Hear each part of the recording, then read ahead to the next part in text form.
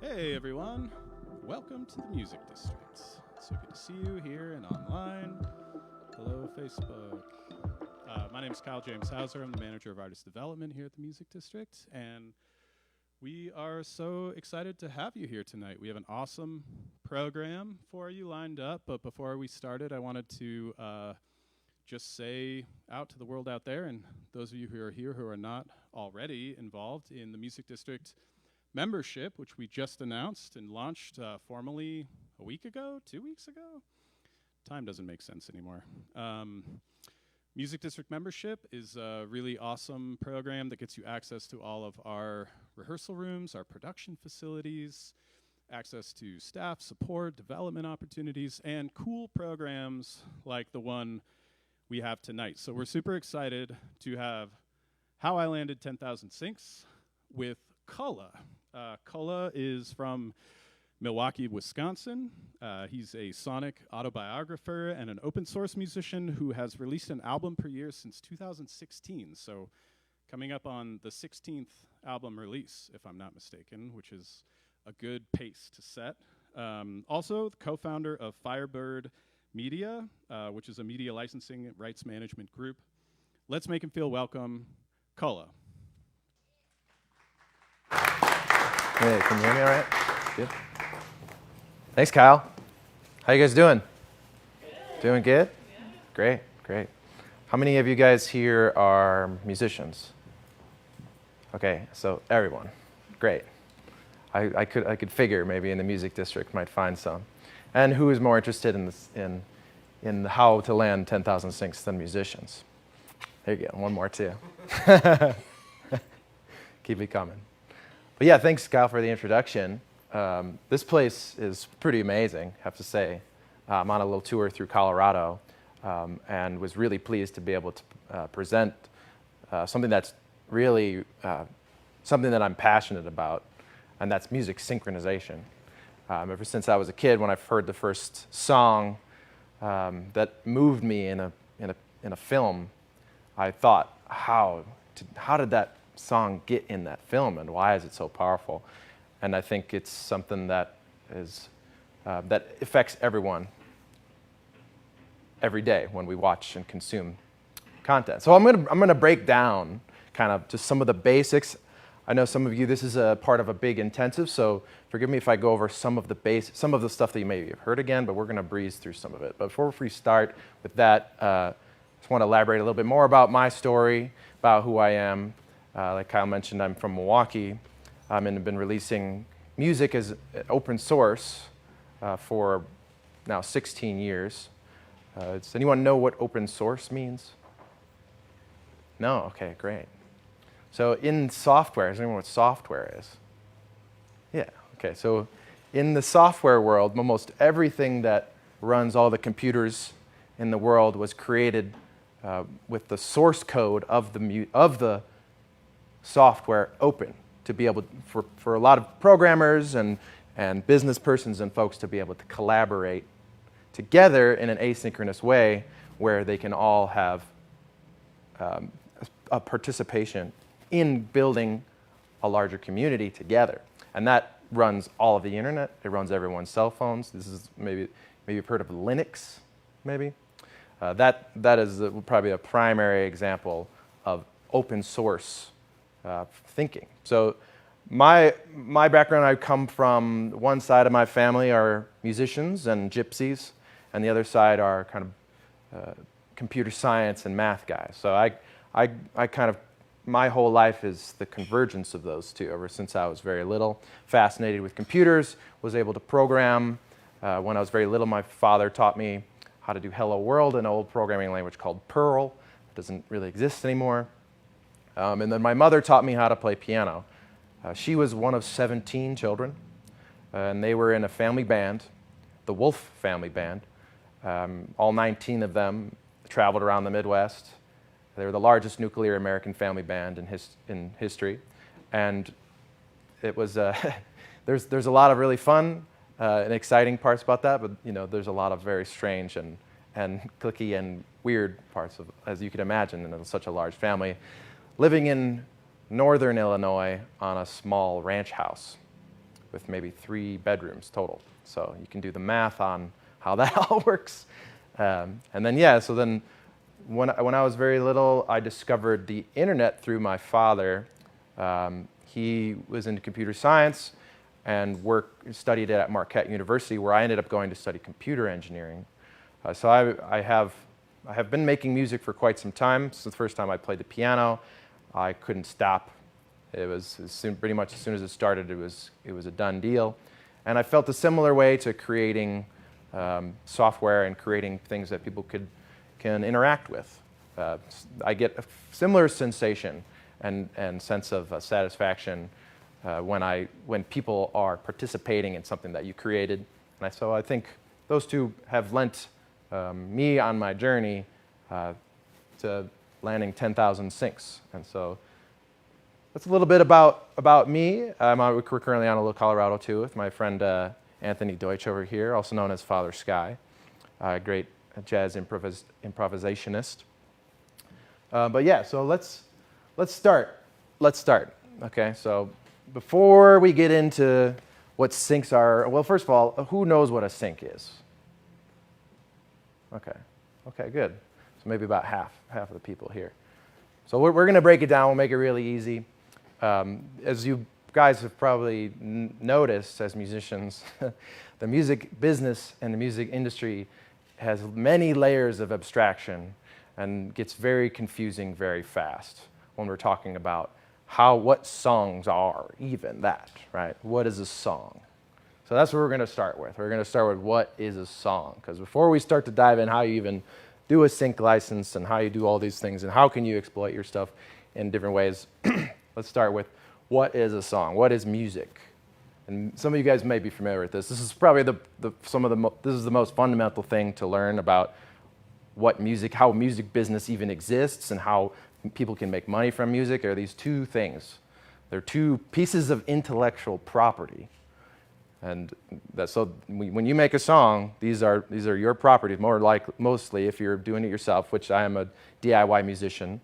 So I own all of the intellectual property that I have, which allows me to, is part of the reason why you can land syncs, is if it's all under one ownership, it's way easier for people to do it. Like I said, the complexities of things, it gets very confusing and it gets very expensive in order to, if anyone makes a mistake on who owns what, all of a sudden someone gets sued. It's no bueno. So yeah, music business, we call it two sides. That's kind of the colloquial way of describing what music is. And those are the masters and the publishing. Those are the terms that I hear probably the most, but they're referred to by many other things. Legally, I believe the masters are the sound recordings. And we're going to break this down. And then publishing is the written work. So let's dive into that. Masters. Like I said, it's a sound recording. So this is actually the waveform. Nowadays, this is what we usually do, digital interfaces. Some people are still using tape or using, I don't know how many people are using wax cylinders anymore, maybe. Someone's got to be doing it. But most of the time, it's just a waveform that's recorded. So those are the masters, referred to as the master recording, or the master, for the musical work. And so people, and this is just the one side, and so like where we start to get into some levels of complexity, and you start to see some more layers of abstraction, is when we start to break down how these pieces of intellectual property get exploited. And when I say the word exploited, it's not really like the music labels coming and exploiting you or people exploiting it. In the music industry, if you're the one who's exploiting it, that's a good thing. Exploit is just a legal term for making money or coming to some agreement based on the piece of property that you own. And so masters are a very important part. And this is traditionally what labels are for. So if you are a musician and you own your masters and you've ever made any money from them through interactive streams like Spotify, that's one type of royalty that has its own own certain parameters and types of licenses that you need. And then there's the digital sales like Bandcamp and iTunes and stuff. And then there's Pandora, which is a digital performance, which is a completely different type of media. So, and then there's also the master license for sync. And so we're gonna get into the sync. But if you're a musician and you own your masters and you've ever exploited it, you are technically a label too. So like that's one way to look about it. Every DIY musician, every person that owns all the pieces of them, you're a label and you're a publishing company, if you own both sides. So let's get to the other one. Publishing. This is the musical work, the written work, the composition. This is the score. These are the melodies. These are the lyrics. the unique pieces of the work that is the result of that creative thought process. So this is more commonly, people would refer to it as the songwriter portion, or the publishing, or that's really the other area of the two sides, is the publishing. And so you can get performance royalties from this, and this is maybe the most common type of licensing and royalties that you can get, is through, also known as public performance. For example, I was just talking with Anthony yesterday. We were at a coffee shop nearby, and I saw that someone was using Spotify to play into the coffee shop. And I don't know if you've ever read the terms of conditions in Spotify, but I mean, I haven't read all of it, but I Googled it. I was like, wait, I have a feeling that Spotify doesn't allow for public performance. And sure enough, Spotify only allows for private usage. So when you can only do it by yourself, listening as one person. So they're just assuming that people are going to be using like this to use their terms, right? So anyone who's ever used Spotify in let's say a cafe with thousands of people, or a brewery, or any type of public function, even DJs, right? All these things should be royalties being paid back to the actual songwriter who wrote it. And so this is one area among many areas of royalties that are unclaimed. And we're going to get into a little bit later about maybe some solutions that I have thoughts on for how we can maybe claim some of those. So yes, you can get performance royalties, and then there's mechanical royalties, and that's when you sell something in a physical item like a CD or a vinyl or even a digital download. You can get digital or mechanical royalties. And then there's print, which the folks that are still making scores and stuff for certain not everybody nowadays, with the advent of the democratization of sound using technology, and now we have digital audio workstations and stuff. We don't necessarily need print anymore, but for example, I love this pianist named Chili Gonzalez, if everyone's ever heard of him. Brilliant guy who played with Feist and stuff back. Maybe, they're on the same label. But love his piano. He has a bunch of solo piano works, and so I bought one of his books of all his works, and so he would get a print royalty from that. And then here we get to the last one here, is synchronization. All right, and that's the topic of this whole discussion here, is to talk about synchronization. So if you notice, before there's master license for sync at the very bottom here, and then there's synchronization here at the bottom. And so you can see another example here of how things can get hairy and how they can get complex pretty quick, because if you ever want a synchronization, I know I haven't explained what sync is, but we'll get into that with folks that do know. If you ever want a synchronization, you need 2 licenses. And so now wrap your head around that. You can imagine the industry trying to manage publishers and songwriters, labels, and publishing houses, clearing houses, and trying to manage all that stuff. And most of the time they need something in a few hours. So we need this song in a few hours. They're not going to mess around with someone where they don't know, or there's any sort of gray area. Not worth it. It's too complex already.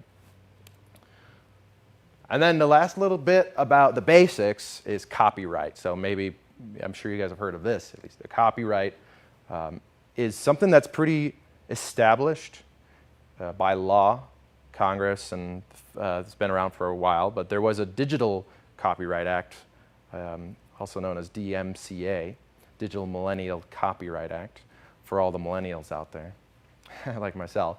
And this was a big improvement where they were able to bring in some digital mediums into the copyright world.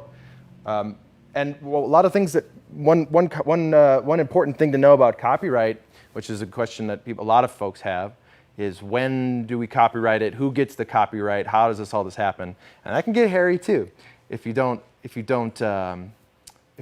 folks and the actors involved in the situation of copyright aren't making claim to it and aren't agreeing upon it in the beginning. Like, for example, let's say me and Anthony wrote a song together, and neither of us even said who owned what, and we don't necessarily know. We might both have a certain copyright claim to some of those sides, each of the sides. Or maybe another example might be, let's say there's a live video music concert series, and they're doing the recording, but the songwriter obviously has the song. Who owns the copyright of that recording? So and those are the types of things where things can get confusing. So it's important to know the basics of copyright, and one of the basic things to know about copyright is that it applies as soon as it's recorded or created. So there was a time where it was very needed and important to register your works with a copyright office in Washington, D.C., but now there's enough legal precedent and there's enough there's enough precedent in the legal system that if you can have any sort of proof or any basic way to show that you were the original creator, let's say that was to your original source files or your correspondence with someone, or maybe you were the first one to upload it somewhere, something. So copyright happens right when you make it. So that's nice. That's easy. And that immediately protects that work. And you get a lot of rights when you make something, and each of those rights can then be individually exploited and used or even sold or whatever, however you want to do it.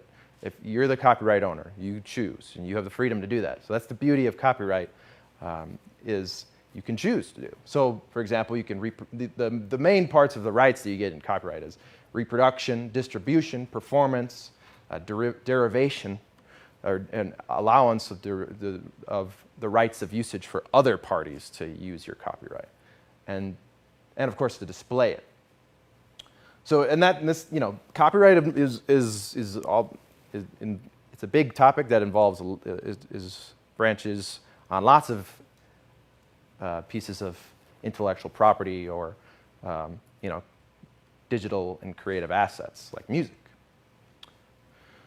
So it's important to know just kind of the basics of that. That yes, if you're a songwriter and you're a recording artist and you're doing both those things, you own both of them.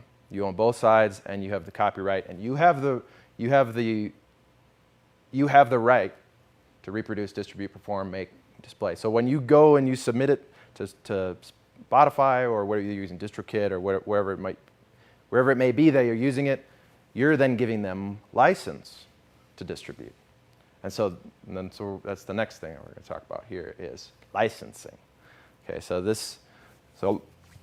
part of why the part one was the basics and stuff is because licensing all is dependent upon all of that precedent of what copyright is, how music is exploited, and how the music business works, because everything revolves around those two sides and around the intellectual property.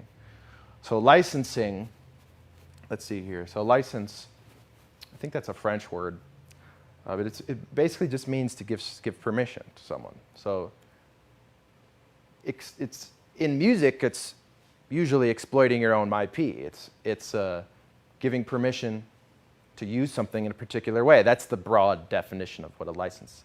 Some of you are musicians and creators, and I'm sure there's been plenty of times in your life you've had poetic license, right? Or artistic license. That's little different. It's not, but a license nonetheless. Not illegally. And by the way, none of this is legal advice. I should probably have mentioned that at the beginning. These are just the basics of my understanding of how this stuff works and what I've done in my life and what has brought me success in order to pay my bills using my music.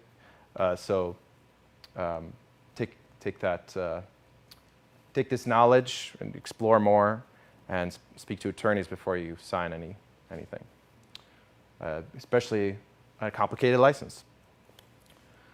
Because as you see here in this next slide now, licensing and legal things can get pretty hairy. And I'm not an attorney, but I'm playing one here on TV, at least on Facebook. No. The license, a license has certain areas of aspects of scope.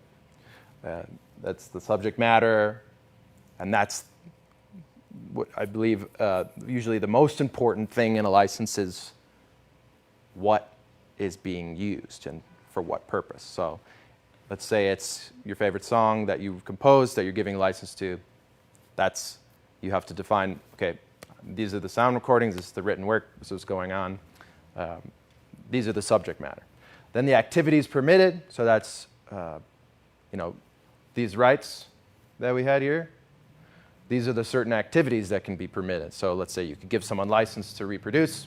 You could give someone license to do a derivative work, like a remix or a cover or something like that, or to display it, or whatever it might be. You can give, sky's the limit with what you can do with that.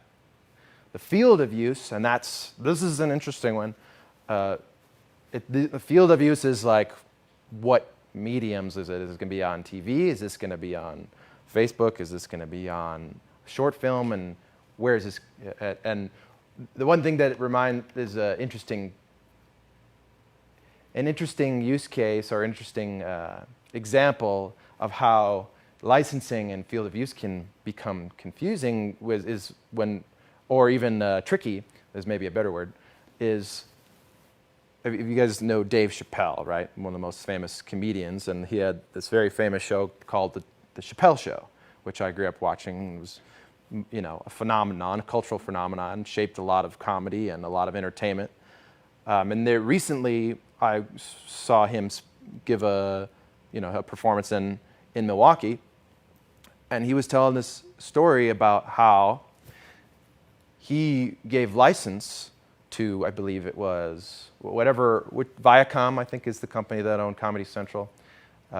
When they signed this agreement, they didn't put into that streaming services.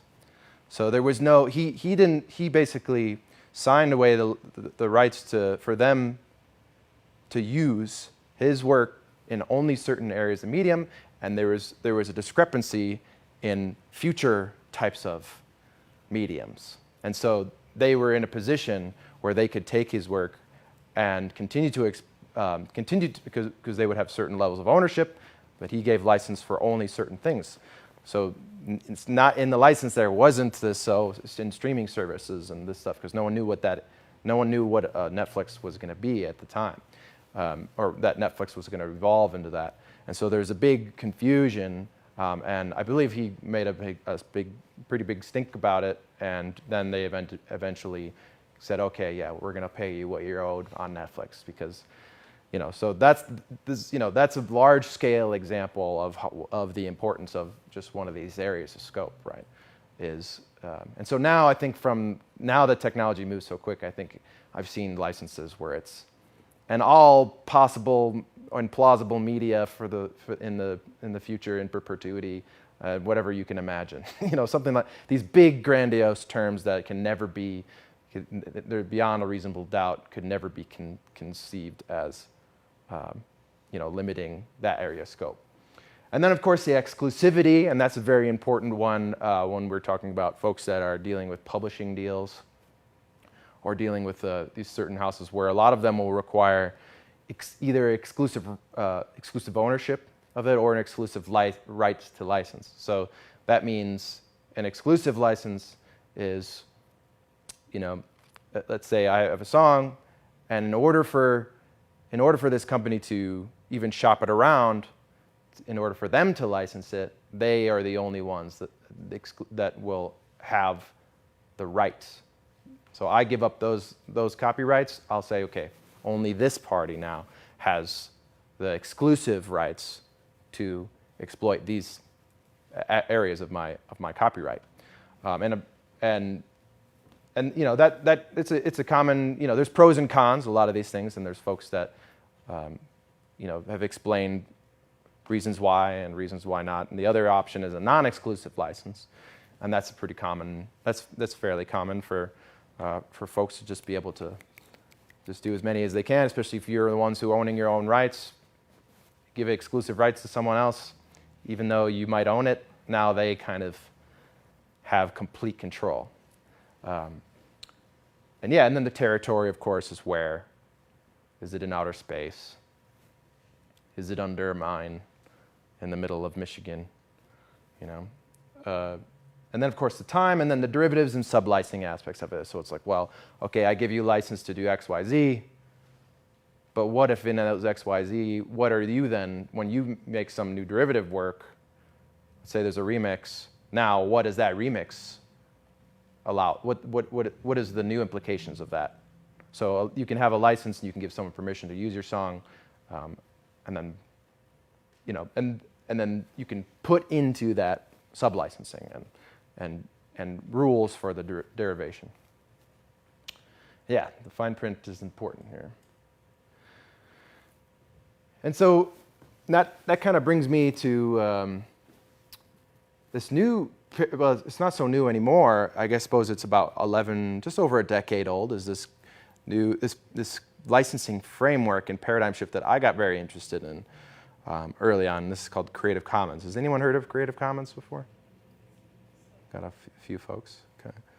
It's Creative Commons kind of was created by, I believe there's two main figures, Lawrence Lessig, and I believe it's the Berkman Klein Center for, I can't remember the full title of it, but there's basically a lot of attorneys and activists that came together to say, hey, you know, I've just described to you the complexities of licensing, right?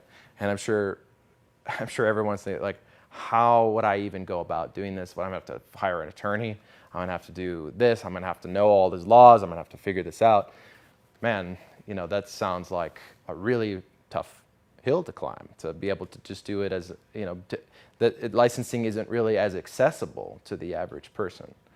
And so in 2001, Lawrence Lessig and Aaron Swartz, who is a great hero of mine, who was a co-founder of Reddit, was very active in, I don't know if you, in the SOPA and PIPA, there was I think it was 2011 or so, there was a lot of activism against Congress who were trying to pass laws to restrict people's internet freedom.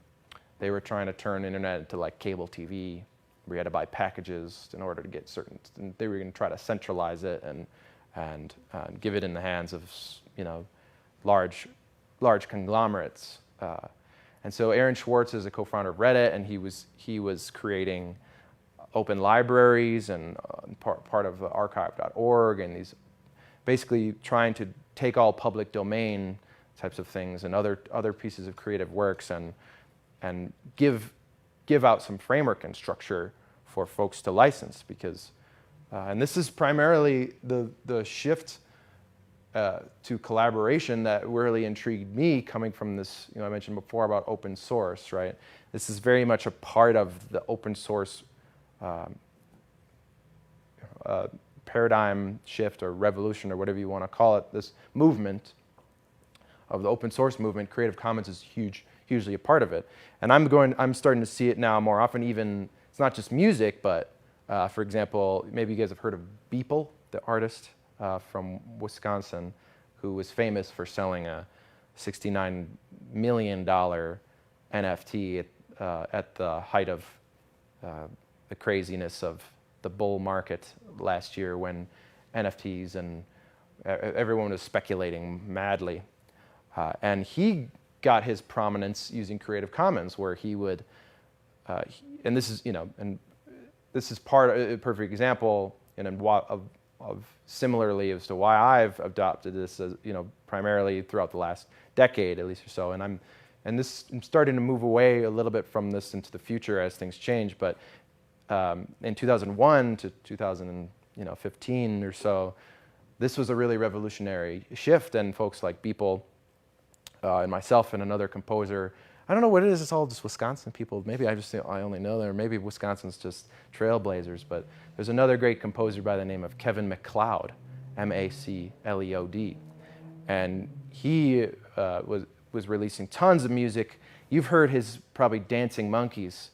It's guaranteed you've heard one of his songs. His Dancing Monkeys thing is in like every TikTok, like every corporate video, every everything, and he made that like 10 years ago or something. So he would compose music under the Creative Commons license. People would make video content, 3D video content, release it every day under a Creative Commons license, allow people to use it and remix it, do whatever they want to do with it.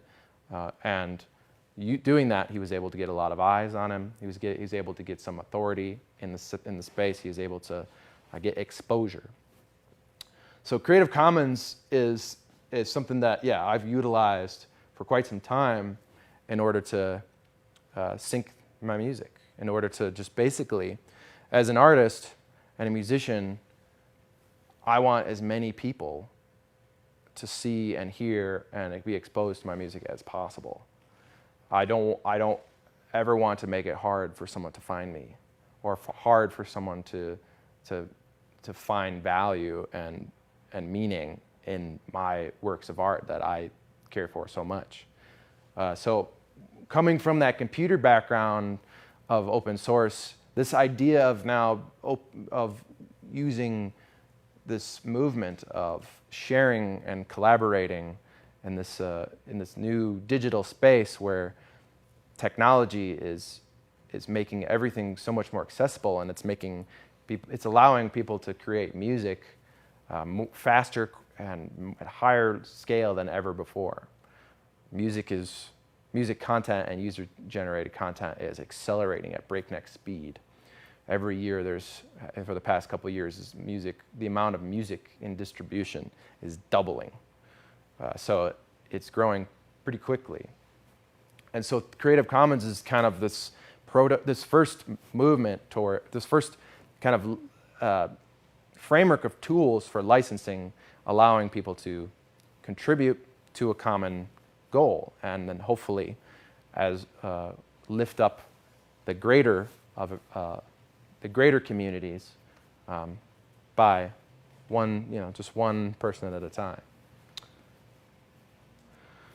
So as it is still licensing, and it still is confusing and complex. And so they came up, Aaron Schwartz and Lawrence Lessig and all these attorneys and stuff in MIT, and places all over in Boston. They came up with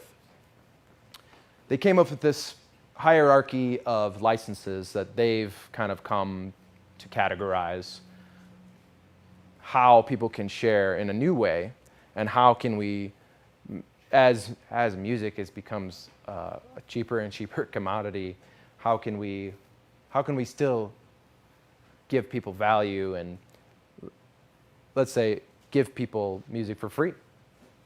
And they've done it through primarily attribution, and attribution basically just means written credit.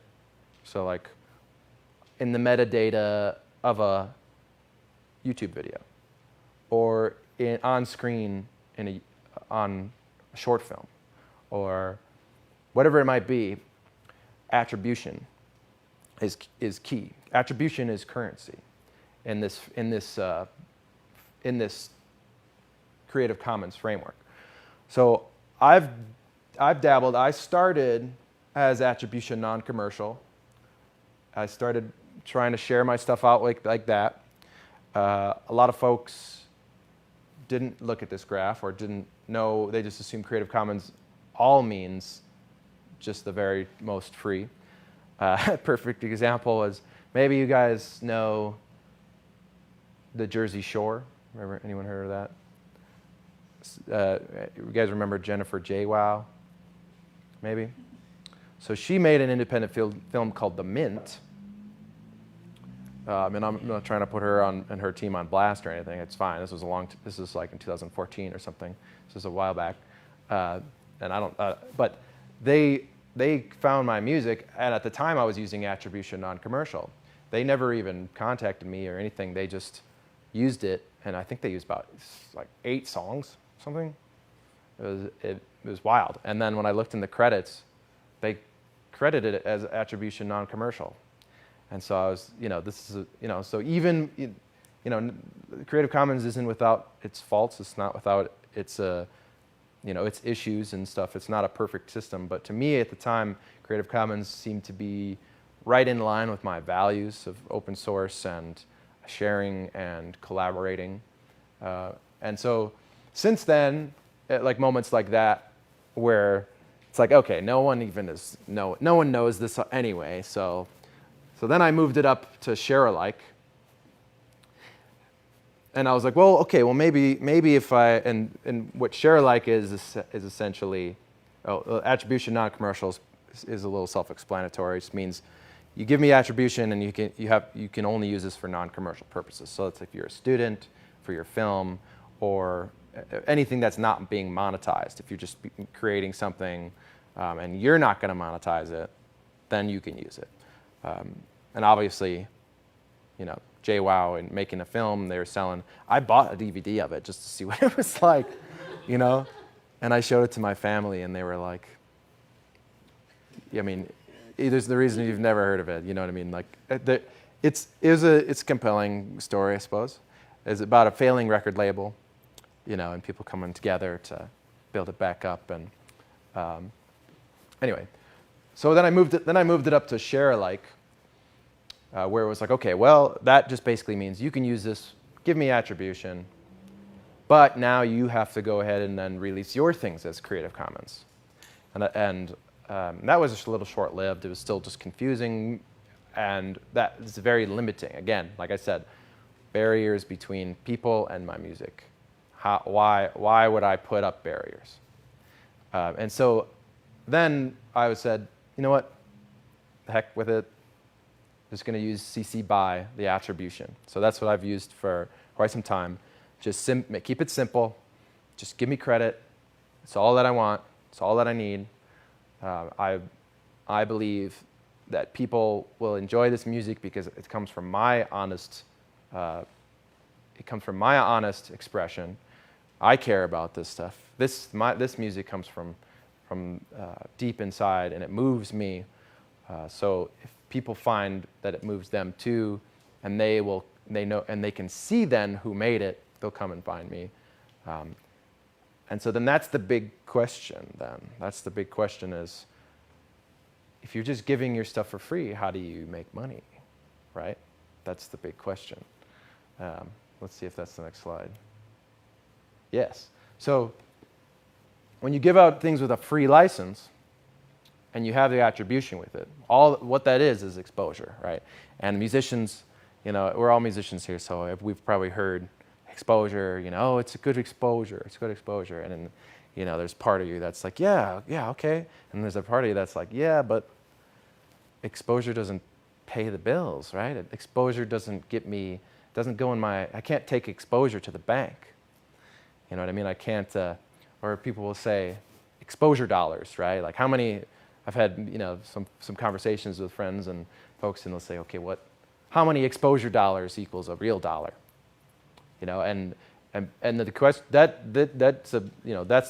really the $10,000 sink question, is how can you turn exposure into money?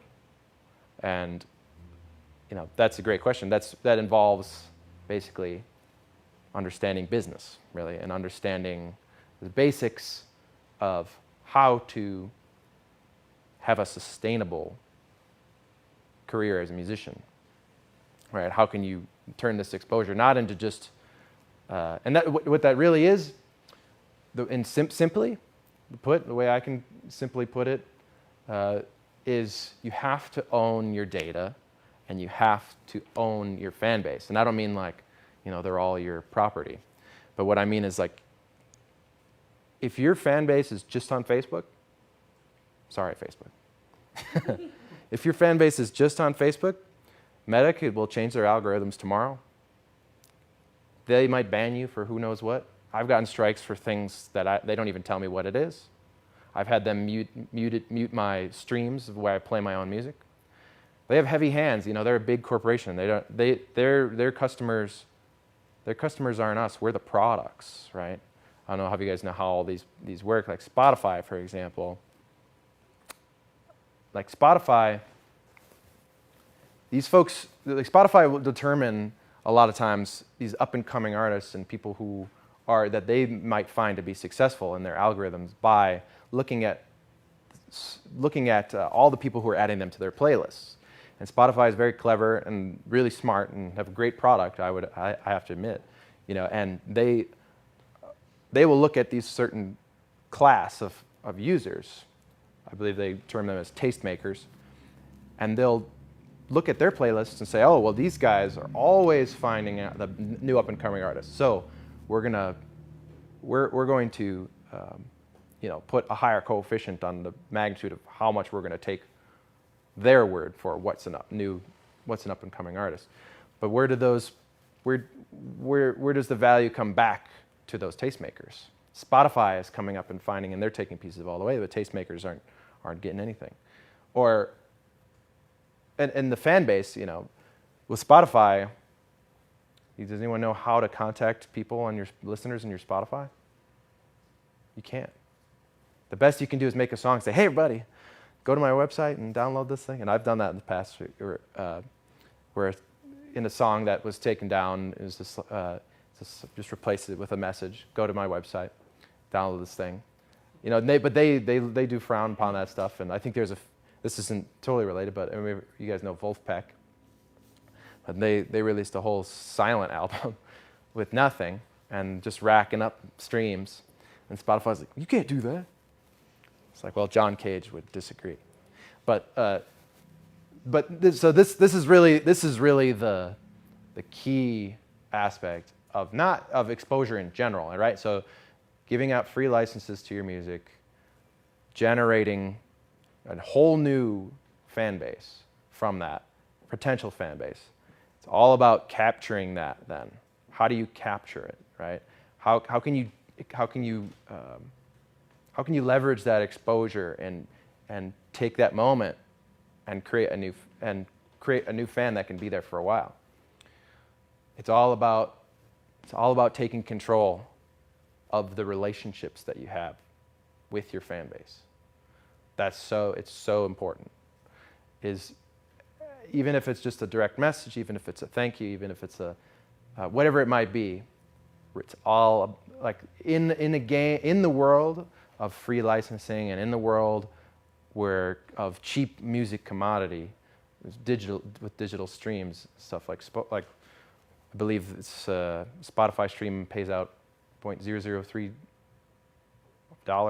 like a third of a cent maybe per stream, third to a half if you're lucky.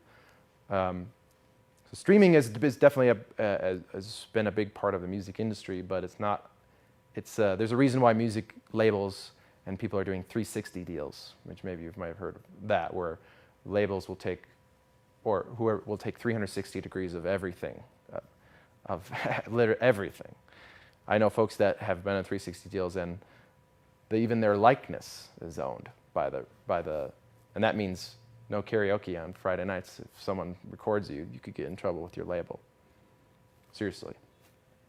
So it's important to own your own fan base. So what are the ways you can monetize? So I'd say still to this day, even though this is sort of the earliest technology that the internet was used for, some people said it was a fad, some people say whatever it might be, email list is still the best way to maintain connections. And this could be, whatever it might be. If you're using a centralized thing like MailChimp, or if you're using MailerLite or whatever it might be, just make sure you back up regularly. You never know. Like these are when you give custody of your email list to other folks to manage, you can't.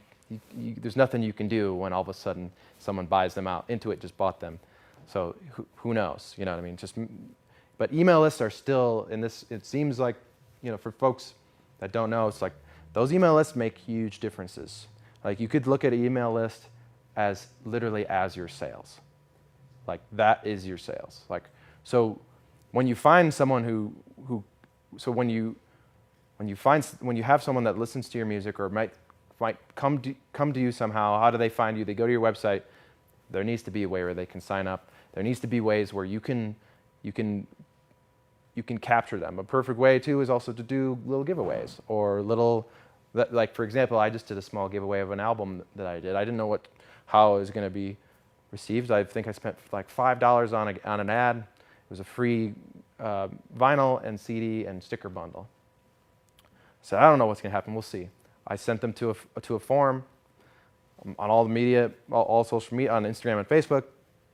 All of a sudden, I got 100 people that sign up, and there's a check mark. Yes, I sign up for the email list. All of a sudden, $5 and the cost of an album that all of a sudden I got potentially 100 new fans. The second way that, and these are, there's lots of ways to do this. Like pretty much any digital small business, like, there's so many ways people can find ways to make money online with using media and stuff. Like education, videos, like, is a great way to do it. Courses is a great way to do it. Drop shipping things is an interesting way to do it as a musician. But subscription, so like that's like a Patreon, right? Or a YouTube subscription where they can pay, or Twitch or whatever it might be. Something where they can contribute recurring payments. Those are ways to do it. For example, I started a Patreon. I was trying to figure out all this, like, okay, what rewards do I give? And I was trying to figure out what to do. And it turns out a lot of the folks that are contributing to the Patreon don't really even care. They just want to support. So don't overthink it. Don't overthink this stuff. Digital rewards and digital products are way cheaper. They're way less overhead. It's something that's very simple. And that brings me to the third one, which is probably the primary one that I've been using for the past few years, has been the pre-order campaign. Or first I started a donation thing. I was like, oh, let's see if people donate. But it was always weird asking for donations. It's like, I'm not a charity case. I don't know. Like, it's like, okay, I give it for free, so donate. And then and the more I looked at that, and the more I researched it, and more it turns out that people don't, I don't know. There's some studies that show that people don't even psychologically react that well to a donation versus a pre-order, where maybe might have heard of Kickstarter. I think Indiegogo is probably the one that I would use if I were to use it, but I have a background in software, so I was able to make my own little pre-order campaign on my website. Again, owning everything, right? I'm kind of like just a nerd about all that. Just like, nope, it's all on Cullah.com. It's all through me. It's all DIY. So the pre-orders are huge. They've been a game changer. Like I could raise the same amount of money in one campaign for one album, because I've been doing an album a year, in 1 year, than almost the entire history of my Spotify. And my Spotify isn't like crazy. I think I have like 40,000 listeners, almost 6 million streams. There's a lot of people with way more than that. But it can turns the lights, it keeps the lights on in my apartment in Milwaukee. So the pre-order campaign, that is something where once you have your email list, once you have a small group of people, all you really need is like 20 to 100 dedicated people that can give you something, and that's a great start. You don't need to go to, I think that's just a really much more achievable than people think it is, and maybe you've seen folks that have done it. But the way to do it is think about as many digital rewards as you can, right? Things that are cheap. What I do is I have basically you stratify the tiers up, right? So you do like maybe like a $5. Okay, here's a thank you, $5. Okay, thank you. Then maybe you go up to 25 and you get a CD and stickers. A CD at cost is really only $2 or $3. Stickers at cost really only 50 cents to $2, depending on the quality. So right there, $25, you just paid $5 for. So that $20 now you can put into actually making the record, right? And you keep going up, $50 for a vinyl, and then $100. These are just this is just the example of the tiers that I've using, and I found these price points to be useful. $100 is now they get credit, a written credit. So I do that as I call them associate producers. So on the last 3 of my records, you can look in the back, you can look in the digital liner notes, you can look in the physical liner notes. there's a whole list of associate producers. And those are the folks that pay that $100 price point. And you keep going up, you get a big box set, you get t-shirts, you can find out interesting ways to do that. And then there's higher points, and you try to find, and of course, I would say it's probably equally as important to focus on folks that might be able to get these higher price points, and equally as about lots of people to get these low price points. This is the art world, after all. We are at the Music District.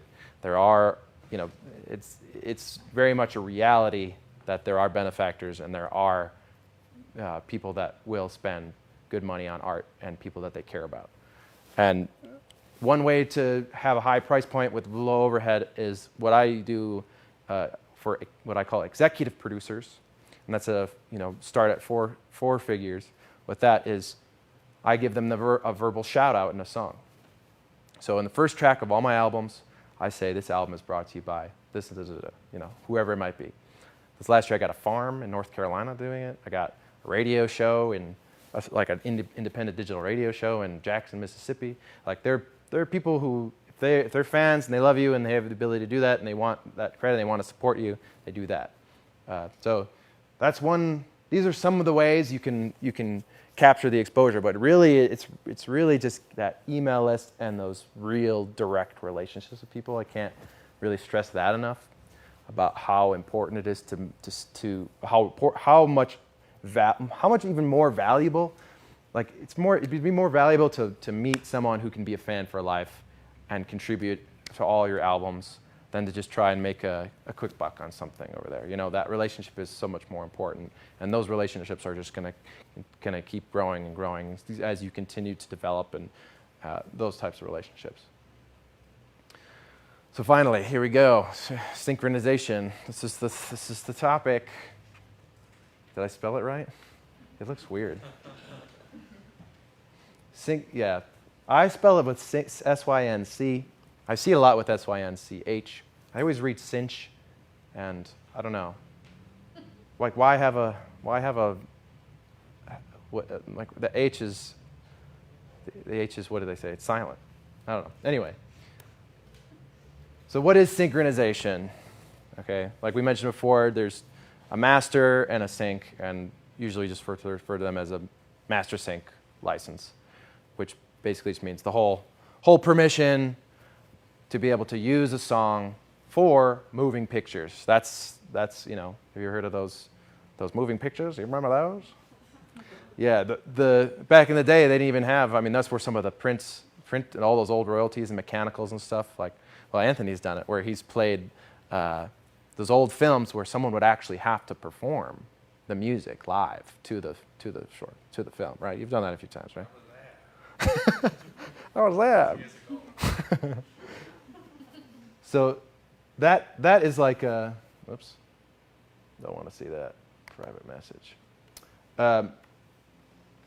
So that synchronization in a nutshell is just specific licenses for moving pictures. And here you can see video game, film, TV shows, commercials, YouTube videos, TikTok videos, any video, even just like a movie file with a still image. I know it's say moving pictures, but it's moving. If you look at it closely, it'll be moving. It's moving. Now it is a movie, right? It's all of these require sync licenses.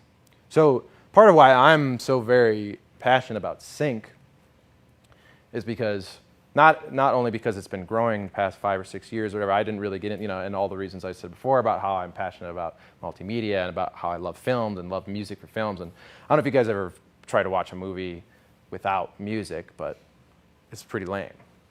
Obviously you can appreciate the cinematography, you can appreciate all that stuff, but you're not going to cry. Like you're only going to cry if you hear that music. Sorry, but it's true. I was just what was the last thing that made me cry was Where the Red Fern Grows. Remember that movie? Dude, that ending. Just like, and of course it's about the string section and all that stuff. It's just like, oh man. So synchronization. So let's define that. I said it's like I said before, you need both the master and the synchronization license. And what's really interesting about sync, and part of why I think it's going to continue to grow. Like I mentioned, it's grown in the last 5 years, and if you listen to some of the heads of these large labels, they have a lot to say. Well, the folks that work in the sync agencies of them, and of course maybe they're a little biased, but they all say it. They see the writing on the wall. Sync is going to continue to grow bigger and bigger and bigger because of the rise of user-generated content, right? User-generated content, which just basically means when everyone makes something on TikTok or YouTube or Facebook or whatever it is, when we all make something and you click on that music and you put it in there, or maybe you directly go to someone else and you get their music and permission to do that.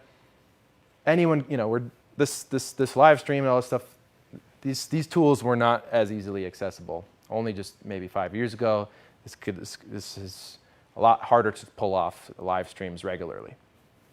So user-generated content is huge. Everyone's got a phone. Everyone can make a film. So I don't know the number off the top of my head. I can't remember the accelerated growth of it, but it is quite shocking how fast user-generated content is growing. And if you think about things like TikTok doesn't even, like brands on TikTok, they're not going to even make their own commercials anymore.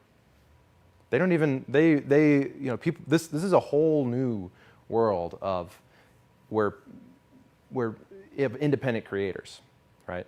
And so, if you're watching your favorite TikTok account, or I don't know what they're called, TikTokers? Does anyone know? TikTokers. If you're watching your favorite TikToker, you see them do an ad, and they're doing it in their style. They're doing it in the way that they know how to communicate to their audience, right? And that actually works better. Go figure. So these people now don't have to spend all this money on focus groups to shove down this lame commercial that that you just cringe at, right? So user-generated content, huge. So and also another thing with the songwriting aspects of it. So here, this synchronization here represents that publishing, and the master, of course, represents the master. In the music industry, there's a lot of terms for things, and it gets confusing pretty quick with a lot of stuff. So at the end we'll have a lot of time for questions, and anyone on the live stream, if you guys have questions, if you're writing them down, keep them written down, and we'll have some good Q&A after. But the synchronization, this is the publishing. So if you're the songwriter and you've got your music put in a film or whatever it is, you better have your songs registered with ASCAP or BMI, and you better have your songs registered with Songtrust or whatever it might be, in Sound Exchange, and all those different things, because you're going to get not just usually an upfront fee, which most sync licenses are, is you'll get an upfront fee, but you'll get these back-end things. You'll get a performance royalty, you'll get a mechanical royalty. So it's also quite useful for a musician to get paid 3 times. Hey, 3 times. And if you own the whole thing, technically 4.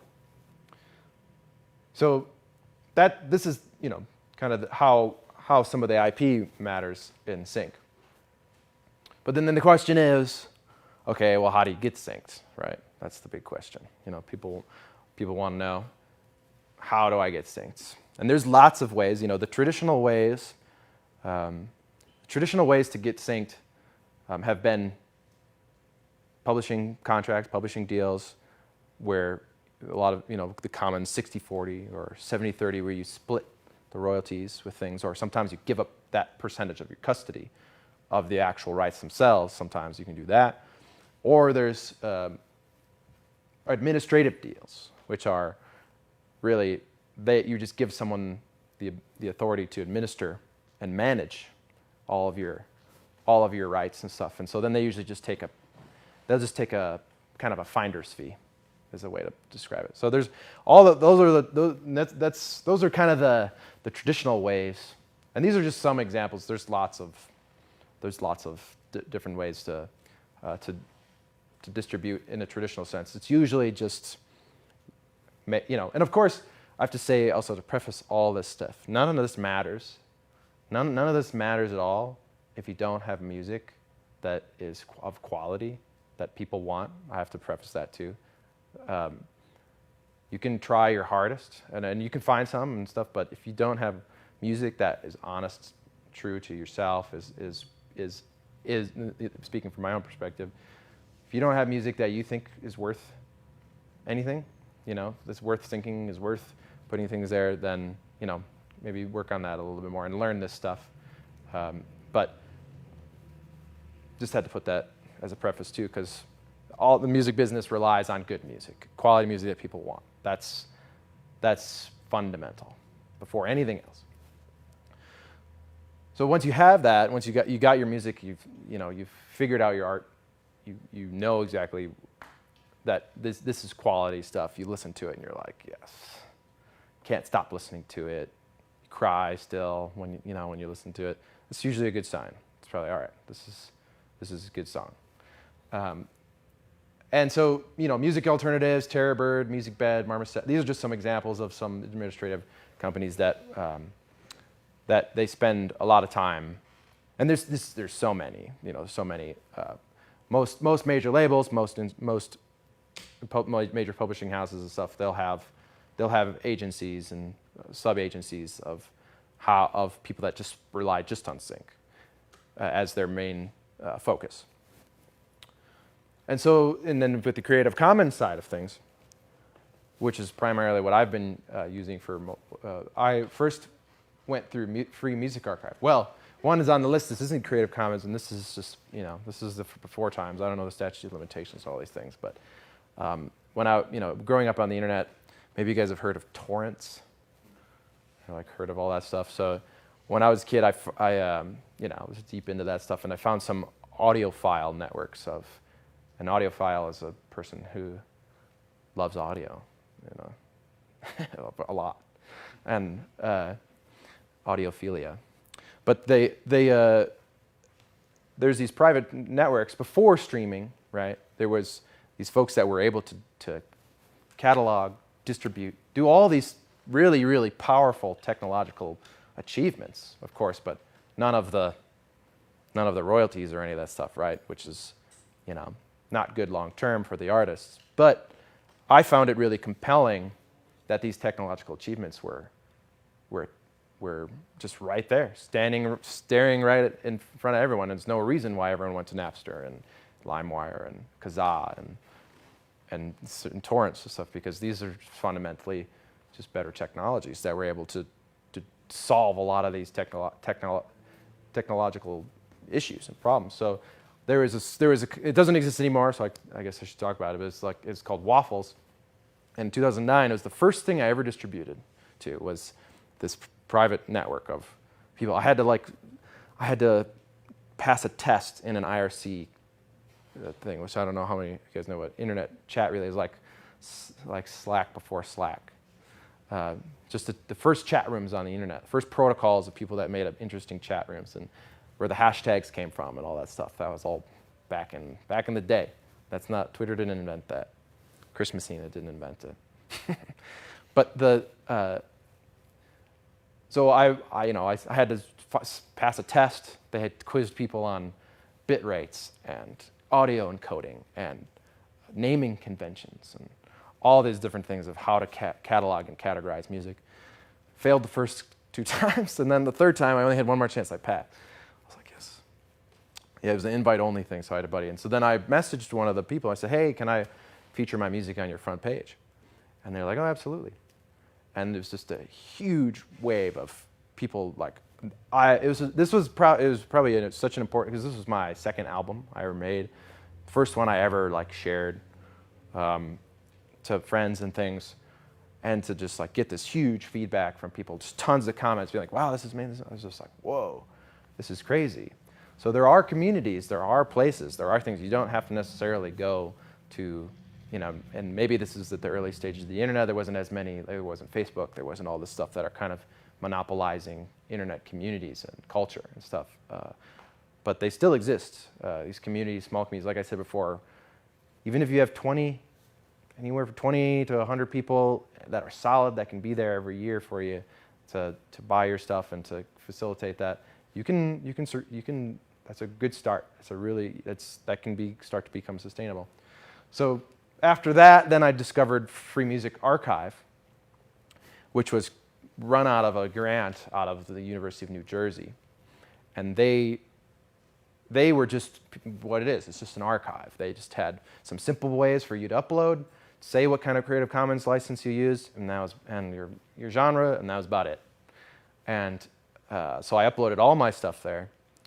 And that's, I would say, is probably that and the torrent release, but this in particular was the key to the 10,006, really, was, like I said, removing barriers altogether, finding simple distribution, and showing everybody explicit licensing of like, yes, please use it, please. Like, oh yeah, you need it? Yeah, I got all this music. Use it, whatever, don't worry about it, use it. And at the time, especially when you don't, if you have no clout, no fans, no audience, no nothing, like the instinct to say, no, hold it down, stop people from listening. No, you need, you have barriers and gateways and paywalls and all these things where it's like, you want as many people as possible to enjoy your music, right? But then, of course, it brings up all those other questions. Okay, well, how many of these things then now are being unclaimed royalties and all that stuff? So Creative Commons is really a fascinating paradigm. Like I mentioned before, I don't think it really moved the IP world. It changed how people are going to collaborate on the internet, but I don't think it's like the perfect solution. I think there's a lot of gray areas. Like a lot of them are non-revocable.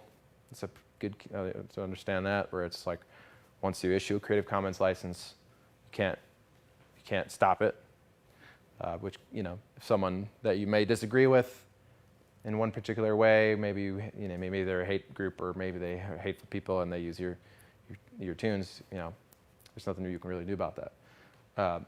And then so Free Music Archive. Now they recently lost their grant.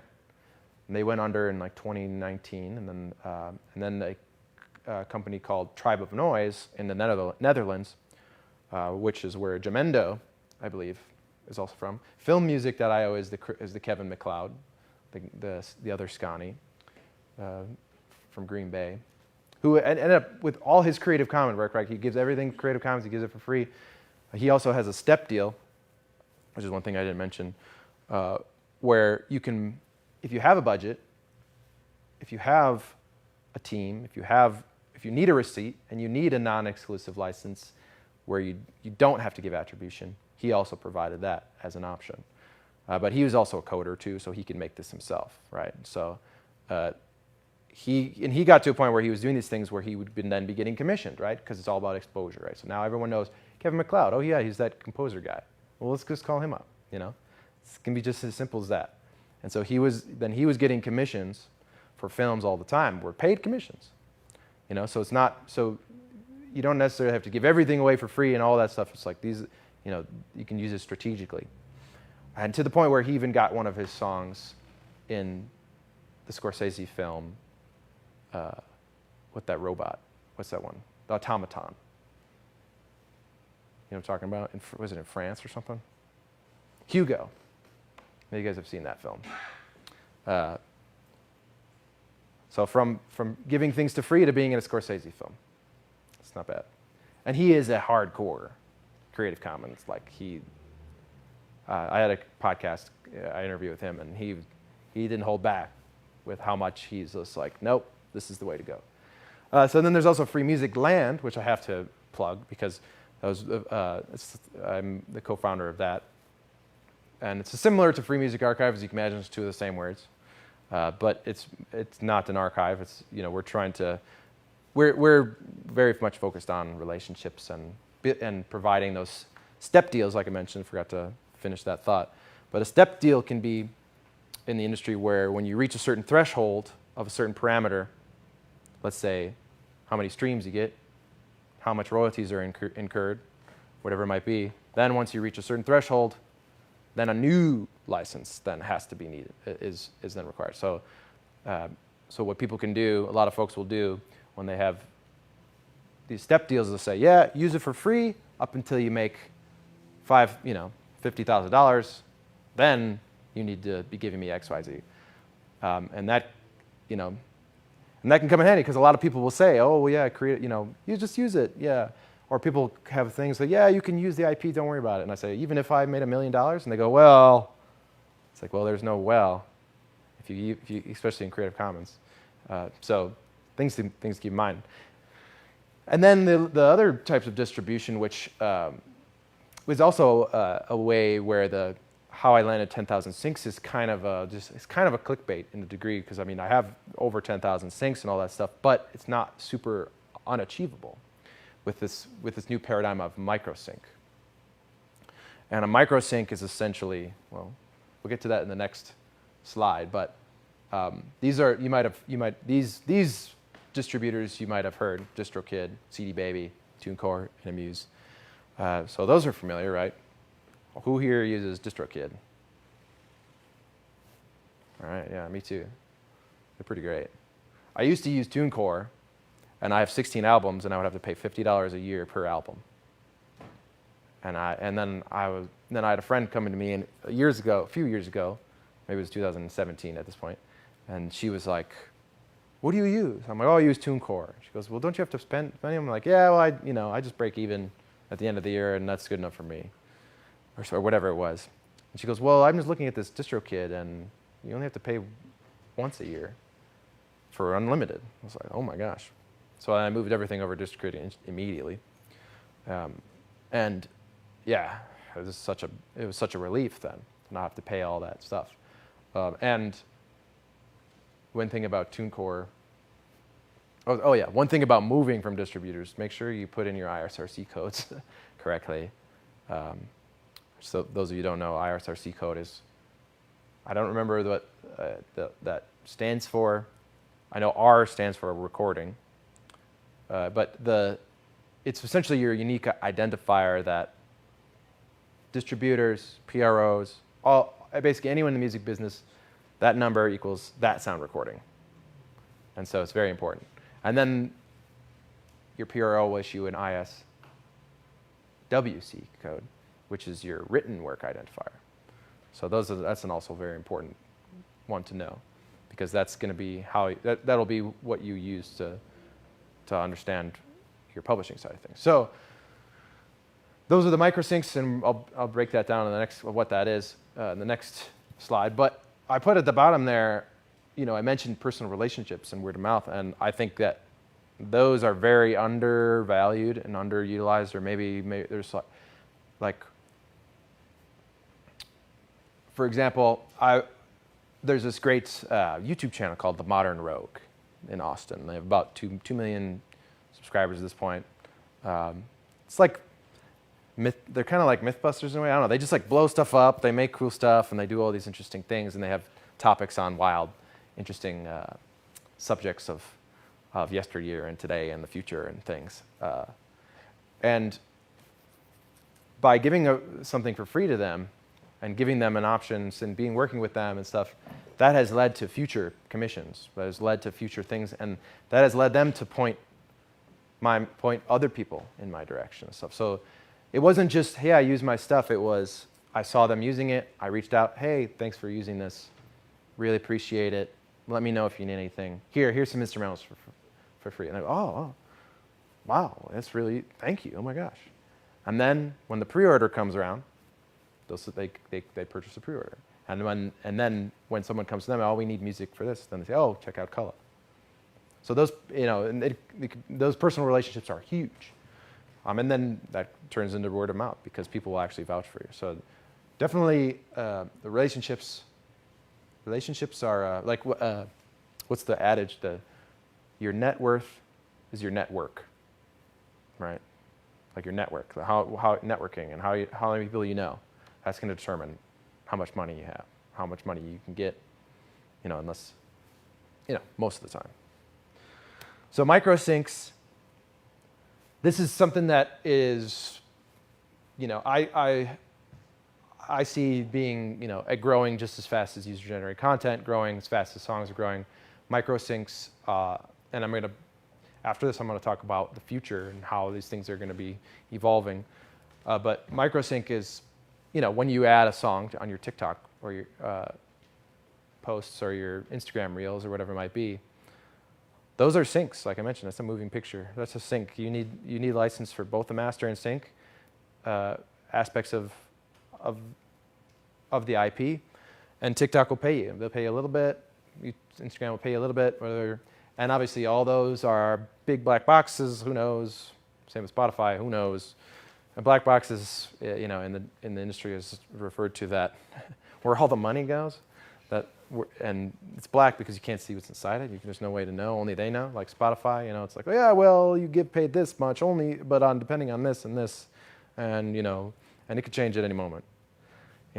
Same with YouTube. Same with all these things. So, but you are legally obligated to get paid for every time someone uses it. For example, Anthony and I just played a show in Denver. Was it yesterday? 2 days ago? And one of the folks, there's a photographer there, made a post, tag, you found his song on there, put it on as the reel. He's going to get he's going to get paid back from. Is it registered with ASCAP or BMI? Okay, so then you're going to get those performance mechanicals from that too.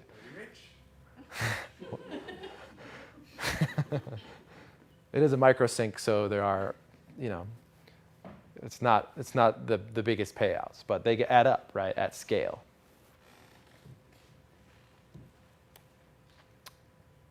So we get to the fourth part of things, and this is the interesting thing that I'm most passionate about currently. Like I mentioned, I have this computer background, and I have this music background. And as of a couple years ago, when I started for Music Land, I dove into the world of blockchain. I don't know if anyone here is familiar with blockchain or heard it. Who here has heard of blockchain? Okay. Who here has heard of the internet? Okay, everyone knows the internet. So the blockchain is like a new internet. Let's just say that. It's like, or maybe who here has heard Web 2.0? Okay, less people, dang. Usually I hope that more people know that. Here's a little extra education for you guys. So these are you can see up on the top there's these blocks, and then there's chains, right? So that's pretty much as much, you can visualize that. A blockchain is just a bunch of blocks, and they're chained together with links. In computer science, we call those linked lists. Is a simple way to doubly linked or uni-linked. And what blockchain does is really, to me, the implications of this new technology is just as large, or if not larger, than what the internet has done to media altogether. Like the implications of what we can do with blockchain is pretty insane. It actually gives me quite a lot of hope for the future, which I feel like is needed a lot in the music industry. And so for me, when I've started to dive into it, and realizing what the future could look like as a collaborative, creative universe of all of us making music together and working together, it gives me hope. So these are just the symbols of 4 of the newest generations of blockchain. It's been around not that long, so it's not surprising that a lot of folks haven't heard of it. It's been, how about this? Who has heard of Bitcoin? Okay, there we go. Everyone's heard of Bitcoin. So Bitcoin is the first large-scale use case of blockchain technology. And blockchain is a distributed ledger. So a ledger, maybe people know what a ledger is. A ledger is just a list of items, right? Like you look at your tax statement, you look at your whatever. It's just a list of things. And distributed is a computer science term, which means that. Let's see. Do I talk about it here? No. A distributed ledger is essentially a new way to store data using these blocks and chains and stuff, and we can all publicly query them. So instead of Spotify having a ledger with all of your streams and all of the different accounts, now this ledger is publicly queryable by everybody. Or U.S. Bank, let's say. You could say, oh, or Citibank, or whatever. Oh, Citibank, wow, they just gave $10 million to the Mexican drug cartel. Now we can all see it.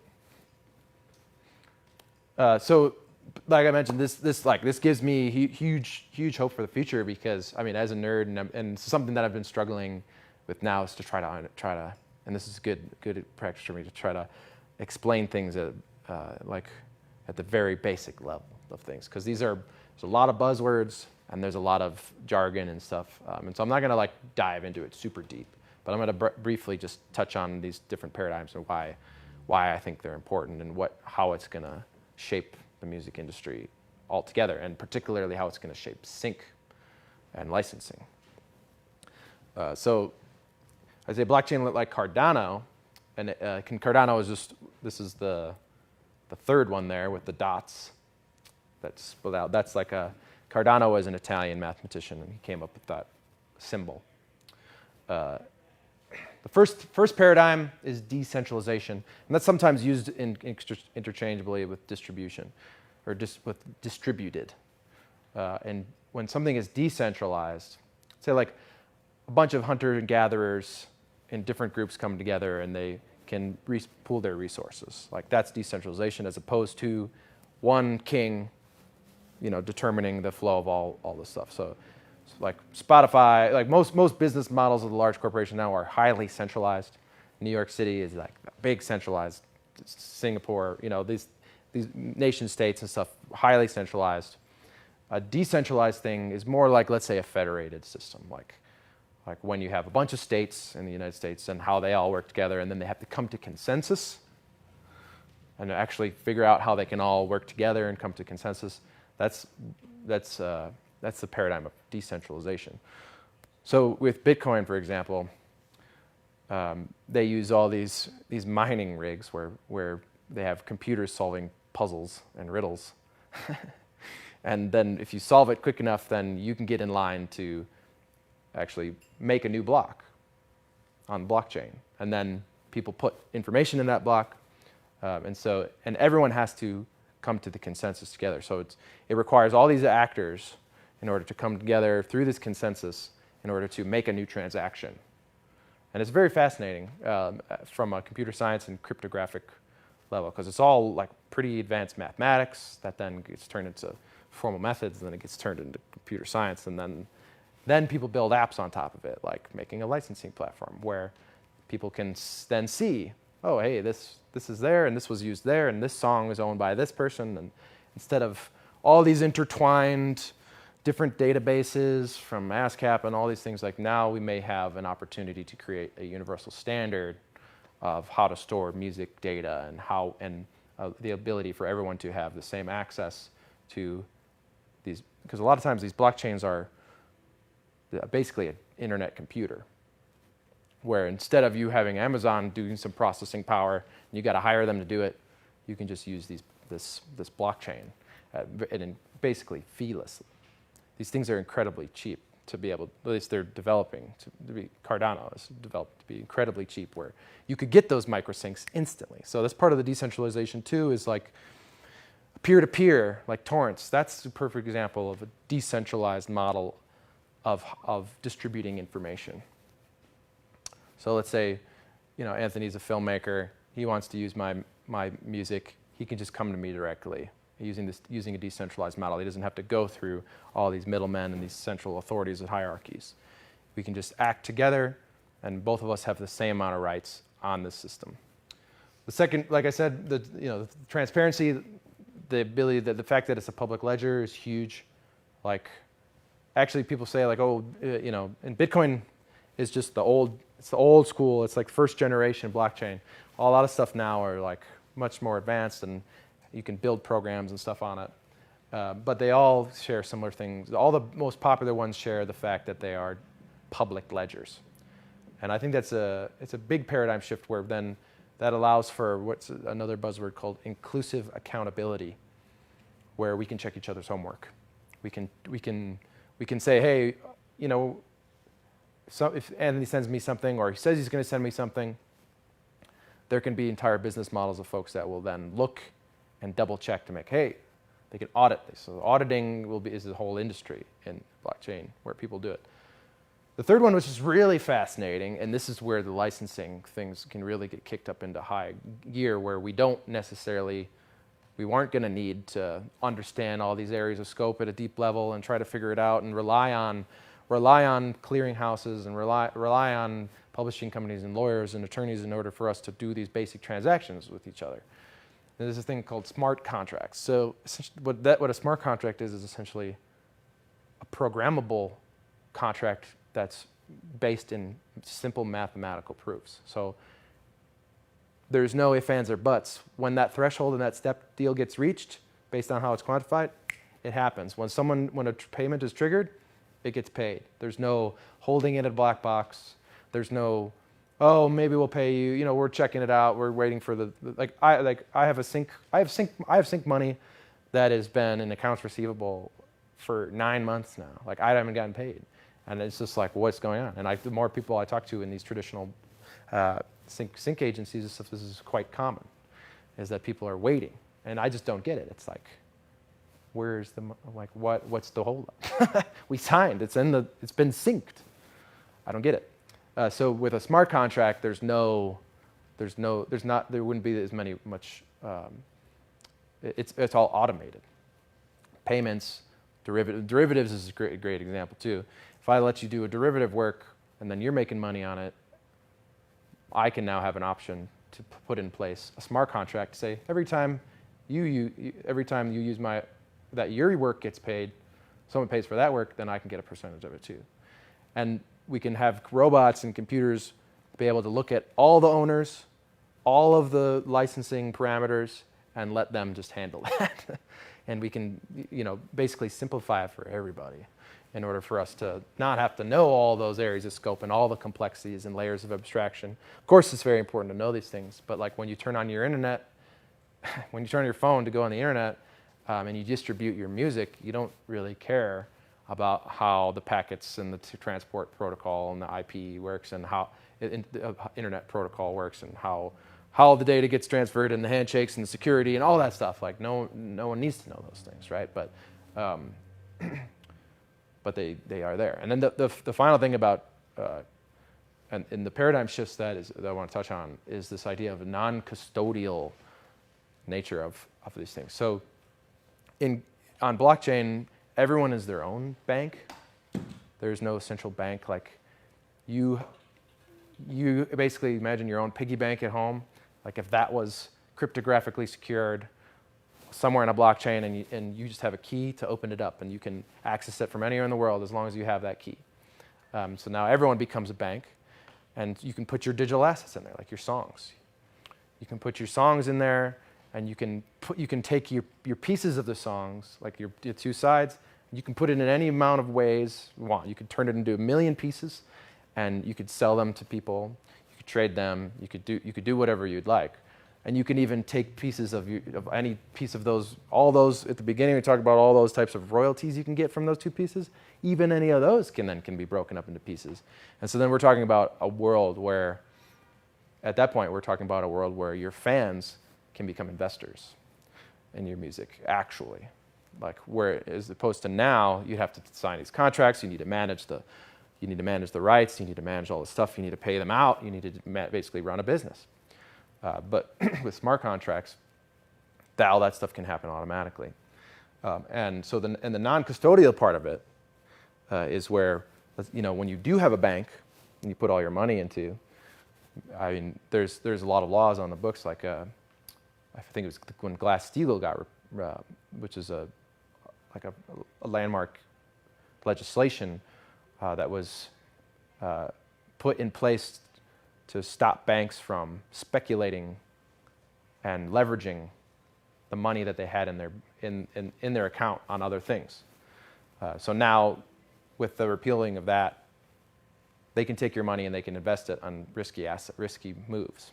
And they actually don't even have to have the money at any time. This is also another idea is the fractional reserve banking, where they're only legally required to have a certain amount of money in their bank at all times. So when you give up custody to things, or like maybe if anyone's involved in any investing, or you know people that invest in, like you've heard of like J.P. Morgan or Fidelity or there's Robinhood, right? Is the famous one. Those are all custodial things. When you don't own your stocks, like they are the ones that have custody of it. They could at any moment take that away from you. So with blockchain, with Cardano in particular, it's built on a non-custodial architecture. So when when you want to sign a contract with something, say, hey, yeah, here's a license, or here's this thing, you don't have to actually transfer those assets, because a lot of times in these publishing deals, you have to give up 40%, or you have to do all these things. But in the future, there's a lot more freedom for folks to be able to keep ownership of all your assets, which I'm a big advocate of. So it's very, very interesting stuff. So here's just an example, and then I think we'll need to wrap it up here. But this is just an example of the middlemen and how the money flows of just the mechanicals, right? Which is what I mentioned about making this is just one example of one type of royalty. When you go to Spotify and someone listens to something of your song, they go to the MLC, and then it goes to a publisher, and then it'll go to, usually then gets reported by ASCAP or BMI and stuff. So there are like 3 or 4 hands that it has to cross, and each one of those times, I know people in the music industry now that like old school guys that are still like typewriters and still like they're typing in ISRC codes by hand and things, and it's crazy. Like I've had my Apple Music, sometimes I'll look in my Apple Music charts and it'll show songs that aren't mine. It's like, what? So then I have to go look at my things. So there's all this error. Where the more hands that it goes in between, the more bureaucracy, the more bloat, the more middlemen. And so when we decentralize things, it basically cuts out all those middlemen. So in a world where it's peer-to-peer, nope. Let's say you listen to Spotify. Let's say there's the blockchain streaming service of the future, and it pays flat rate of 1 cent per play. Yay, we all just increased our revenue by 3 times. That's awesome. And it goes directly from the piggy bank of that person listening straight to you. We don't need collections. We don't need all this stuff. We don't need these middlemen. So that's why it's a really interesting and hopeful future, is because and this is just kind of some of the basics of some buzzwords and some paradigms that can be do with Firebird Media, which is the top one there, the company that I've co-founded. So this creates a whole new paradigm for business models, and what I'm really excited about Music Sync. If you want to see a company that is funded by big people with a great team, Dequency is a synchronization blockchain synchronization company, and there's no difference really between that and any other thing. It's just run on this blockchain technology. So Dequency, I believe it was Riptide, the former CEO of Riptide, with big investors like Kimball Musk and other Solar City chair people, and the CEO of this big blockchain called Algorand. They all have invested in this. They all see the writing on the wall with Music Sync and with peer-to-peer things, is that this is only a growing industry. So I would check those out if you're interested in this, the blockchain phenomenon and what that's going to be in the future. We're still years away from this mass adoption and stuff, but as a lifelong nerd and lover of music and technology, it's something that I'm very passionate about. So yeah, that's about it for me on how I got 10,000 syncs. I appreciate your guys' attention and your time for here. I appreciate the Music District for having me here to speak on these topics. And I'd love to hear anyone's questions if you have it, if there's any questions, either here in the flesh or there in the metaverse. If anyone, don't be shy. I was wondering, if your stuff is all in the Creative Commons, couldn't it just be that, like, when you get a sync placement, they wouldn't even have to pay you? Like, how does that work out? Yeah, so they don't. Yeah, so they don't have to pay me for a Creative Commons sync. That's kind of the nature of those Creative Commons things. It's really, I would advocate the usage of Creative Commons for folks that have no audience really, or or limited audience, to just get their exposure of their music. Now they are non-exclusive contracts, so I've had plenty of songs that I released Creative Commons that folks want to do traditional non-exclusive deals with too, where then it is a paid sync. So Creative Commons is just one tool that I'd recommend. It's just basically providing filmmakers, indie games, some of the biggest bumps in my streaming, right? So this is I maybe forgot that as part of the ways to monetize. It's that people will go to your Spotify, people will go to your Apple Music, people will make playlists based on these games and these films that your music is involved in. For example, I think it's Car Mechanic Simulator 2018 or something. Like this specific game for people that love car mechanics. Like one of the radio stations is literally just my entire catalog of music. And so like there's this one station and people, and still to this day I get, I'll get YouTube comments from people coming and finding me, being like, whoa, Car Mechanic Simulator. And then it's just a flood of people replying, Car Mechanic Simulator, oh my God, Car Mechanic Simulator. And they'll all talk about it. And then I go, yeah, hey, go sign up for the email list. Oh, hey, go up here, go here. I interact with each one of them. Hey, thank you so much. Check my site if you're interested, whatever it is. Speak to every single person. So that's kind of the trade-off, right, with Creative Commons, where it's like you're getting it for free. The currency is really that attribution. The really sad parts of this is like, and this happened to me, where they then don't give attribution, where it's just like, and this is where one of the flaws and one of the things I see with problematic is because it's really tough. I mean, but it's about you can't really enforce this stuff. Like technically it's against the license, but what am I going to do? Am I going to hire a lawyer to do to try and cease and desist and stuff, or is it better to just reach out and say, hey, and try and work with them or something? For example, gave permission to use for these filmmakers to make a film. They were just like, yeah, we're just making this film. Can we use this? And I said, sure, yeah, just give attribution. And they put it on their metadata, and they put it at an end credit. Turns out their client was the North Face. They scrubbed the attribution, and they got rid of it. And so now, and I've had a fan reach out to me and say, isn't that your song in this North Face ad? Wow, it's like, yeah, actually, they used 2 of my songs in it. So, and that's sad. So then it's the point where it's like, well, I hope people like Shazam, and then, so then you're dealing with less chance of real exposure, where it's like someone hears it, but they have no way to look at it. So, so Creative Commons are free. So not all your music is under Creative Commons, and then some of it is not, and that's the stuff you get paid syncs for, or can you clarify? Yeah, so that's when it comes down to that step deal, right? So like I basically allow anyone with a certain amount of budget or no budget, people with teams less than 3 people, budgets less than, little to no budget, go ahead, use the attribution, and follow that. The thing about the Creative Commons things is that most of the traditional industry doesn't want anything to do with it, really. This is really just in the DIY, the startups, the small indie developers for games and indie filmmakers and stuff, and they're the ones that are looking for the Creative Commons. Like, for example, I got one of my songs in behind the scenes to Expendables 4, and they said, those people that I was talking to said, with what I've heard a bunch of times from a lot of people, oh yeah, we see you do the Creative Commons. I can't go to my boss saying that it's the Creative Commons. They're going to laugh at me and say, what? That's ridiculous. So they're different target audiences.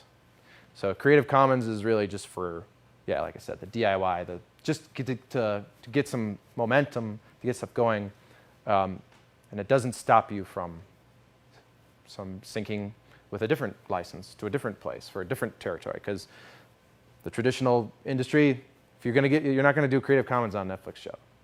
They want a receipt. They want their they want their payment. They want their license the way that their lawyers need it. They're not going to mess around with what a lot of people in the music industry would say. Creative Commons has too many gray areas. There's too many things where they don't want to mess with it. So there's a risk that I took to dive into it because I believed in the values of it, and I believed in sharing, and I believed that I wanted my music to be seen and used by anyone who wanted to use it. And then now and the step deal now is and that's just basically me on my website saying, it's kind of you're still using trust in these people. And that's why I'm very excited about using blockchain, because I don't have to, one of the other buzzwords for blockchain is trustless. And when you have this decentralized thing, you don't have to really rely on that person to fulfill the end of the thing, their end of the bargain. It's like, it's can be quantified through math and through the smart contract. That answers your question. So to piggyback on that a little bit, have you ever had it happen where you put something on Creative Commons and then you got a contact for that song to be on an exclusive thing? Like, how do you, not, this isn't legal advice or anything, I understand, but how do you navigate that? So basically you got a great song and you're like, but no one's doing it. I'll put it on Creative Commons, and then all of a sudden you pitch this to a bunch of people and you get that exclusivity thing. Are you screwed and you just can't do it? Yeah, when it comes to exclusivity, yeah, I've never had an offer for any exclusive ownership of the rights. Like I said, most people that are going to be dealing with that stuff, the Creative Commons, unless the Creative Commons is so overwhelming that it's everywhere and they see it as like I said, most of them don't even want to deal with it. They don't really care. They don't, I've used the Creative Commons to build a roster and a filmography of syncs. And then that has allowed me to be okay, I have all these syncs now. Look, my music is syncable. I can come to a traditional people with that, and it's actually attractive to them. So it's not, there is some legal, like I said, it's, because these are irrevocable, people will say, and that's that idea of exclusivity is an issue not just with Creative Commons. Is even if you had a traditional non-exclusive license with someone, right? You can't do that if you're in an exclusive. If that term of that exclusive license is in perpetuity,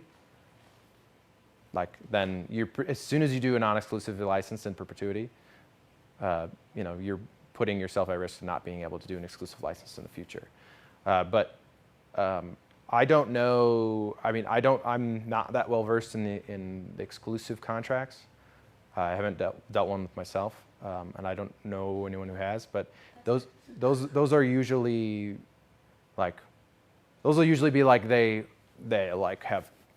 take a lot of it, and there are some websites that require you to, and licensing folks that require total custodianship of your assets and of your stuff, and they'll do exclusive rights through that. But it's usually, that is a problem if you have it already released. Even on Spotify, even anywhere, it doesn't even matter, anywhere. If it's been released anywhere, all of a sudden now it's a gray area for these exclusive people that are focusing on exclusive licensing. I know a lot of those times will be exclusive things will be an agreed upon beforehand, right? Whereas if you want an exclusive, if you're a company looking for an exclusive license, you usually either hire someone to make it, or you'll have that agreement before the songs are distributed or before they're released, because as soon as they're released, right, you can't take the genie, you can't put it back in the bottle, right? That's, That helps, thank you. yeah. So are you notified then when there is an attribution, if you have something in Creative Commons? Basically, I'm trying to connect the dots between how you're saying that the key is kind of owning the data and owning the fan base, and I Yeah. realize that's the technology that you're working on and investing in. But if there's a way to do that easily, sans blockchain, or when you're Yeah, I'd say no. It doesn't. I wish that it did. That's one of the downsides of that, because a lot of those things are on the fly, licensing on the fly. Where it's okay, you come with it, get it. That's what I was starting to do with Free Music Land, which was just using Creative Commons but requiring people to have a log in and purchase a license for every usage, and automate that stuff. And there are Creative Commons websites like those ones in the list. Like some of those will do that. The Free Music Archive did not. It was just an archive. They had no back end to manage all that stuff, and there's no reporting tool for them to do it. Basically, it's just been me scraping, like accounting myself, searching Cullah and quotations on YouTube every week and see it. And after a point where I would search every week or every day, and there'd be 3 or 4 like things on YouTube every day. And when that started to happen like regularly for years, then it was just like, whoa, okay, like this is interesting. And those are the people that are giving attribution, right? So like, there's probably plenty of more people that aren't, and so and that's a risk, right? That's a trade-off. But like there's at the time it was like, well, this is awesome. People are using my music, and now I have opportunities to have for exposure and stuff, as before where I didn't have anything, and no portfolio of sync to even bring to anyone. It's like, yeah, I made all these songs and I own them. It's like, okay, cool. But it's you come to a sync agency who say, hey, I have all these songs and I own them, and here's a giant list of syncs that I've done, over 10,000. And they'll go, oh, then they'll listen. Like, oh, okay, well, easy. Easy decision for someone that owns both sides, that has has a solid catalog of sync. It's a much easier discussion than trying to convince someone, especially cold messages to these agencies and stuff. It's a tough thing. Yeah. So to answer your question, no, but that's what we're trying to solve, is that we can make it a little simpler. And I don't think Creative Commons is necessarily even the future of like what. It's a framework that has built a lot and pushed the idea of licensing in the right direction towards the collaboration, towards a commons-driven, society of like people can work together asynchronously and solve problems together. Musicians, filmmakers, all these different creative assets. So that's, in the future, we might not even need Creative Commons, but in itself, but like. Those paradigms of like how it was revolutionary at the time. It started in 2001. Like when that stuff came out, it was like this whole new way that people could collaborate. And to this day, it's even used in scientific research. It's used in, if you see any photo on Wikipedia or whatever, click on the photo, you see the license is probably Creative Commons. So Creative Commons is definitely shown its strengths in certain areas, but as you mentioned about that and about not always knowing the attribution, there still is. That's the problem with enforcement in general, with licensing and any contract, any type of legal agreement you get in someone with enforcing any type of thing. You're going to go to small claims court for every song that gets used. You're going to have to hunt them down. And, I don't know. Everyone's gotten screwed one or another. But yeah, so it's all trade-offs, right? There's no perfect solution. But yeah, did you have any follow-up? I guess I'm just still confused at how you get paid at all for syncs. Because you like mentioned that you have had like sync deals where you have like money in waiting. So obviously sometimes you do get paid. So are those like special circumstances? Yeah, so the people that are paying for it are the folks that, like I said, don't use the Creative Commons one. So they might have known it. Like a lot of them have heard about it through Creative. Some of them, like Expendables 4 one, there's a filmmaker who used it in his graduate film. And then he worked on some Millennium Films, which was a subsidiary of Lionsgate. And he's the one who pitched it and was like, hey, we need to get this song fits perfectly, showed it to Jason Statham. Jason's like, yeah, I love that. They tried, and so then, like I mentioned, I was able to use this catalog of syncs to go to a traditional sync agency, Music Alternatives, and have them now represent that catalog for those deals. For those types of, whenever there's money, talk to them. Or in the past, like Kevin MacLeod, which I mentioned, he built, this is something that in Free Music Land, is the thing that we're building too, is like having paid options. So you have a Creative Commons option, that's the free version. You get like lesser quality, you have to give attribution, you can only use it in certain scope.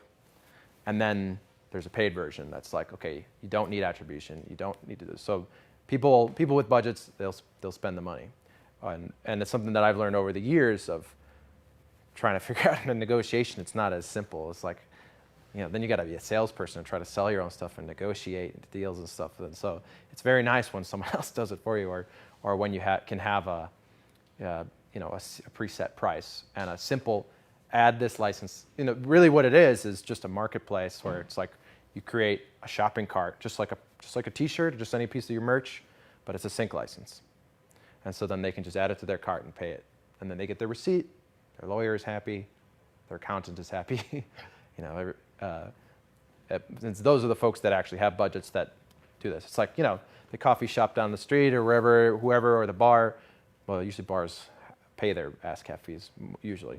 But those folks, it's the same type of thing. These DIY places, they may not be paying for the things that they're supposed to, but the folks that are dealing at higher levels, the people that are constantly under audit, constantly under pressure, have teams of lawyers. Like I said, they want the song, they're not going to do Creative Commons. They're going to have a traditional non-exclusive, or they're going to want to negotiate something else. So Creative Commons are free. Like you don't get paid for them. The payment is the attribution, really. We're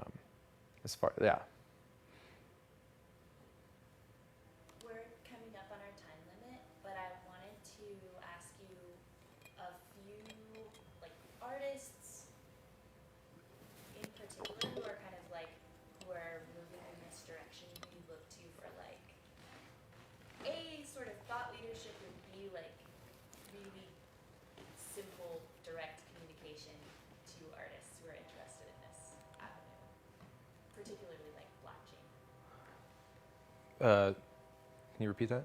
Well, who are your heroes, or Oh. who are the people Who do I look to? Well, Kevin MacLeod is one that I definitely learned from. He was the first person that I saw that was offering both the Creative Commons and a paid version. And the only reason that he could do it is because he built it himself. He was a developer, and so then I thought, oh, well. And then it turned out, and I was like, all right, well, it sounds like all these musicians that are developers are the only ones that are doing this, because they're the only ones with the tools to be able to do it. So he was one that I found to do it. But with blockchain, the founder of Cardano, Charles Hoskinson, is probably a huge thought leader in that world. If you want to get down and into the weeds with blockchain and all that stuff, Charles Hoskinson's the man. Anthony and I were actually, we were just at a convention in Gaylord Rockies, and we had a little jazz and hip hop improv where he came into the VIP booth and was eating chips. I have a video of him playing Home on the Range with Charles Hoskinson, the crypto billionaire, in the background. But the way he talks about how blockchains can be utilized, how NFTs in particular, and I mentioned it about people, but NFTs are the perfect vehicle for intellectual property on blockchain. People think about it as maybe it's a picture that's expensive and it's ridiculous. Why is that so expensive? It's a specific type of data storage on a blockchain. That's really all an NFT is. You can put whatever you want in there. People were just putting visual art IP in there because that's as far as intellectual property and creative assets go, that's kind of the most simple. It's one owner, one piece, one thing. It's very well documented. But so him, Yochai Benkler, he's a great attorney, and Lawrence Lessig.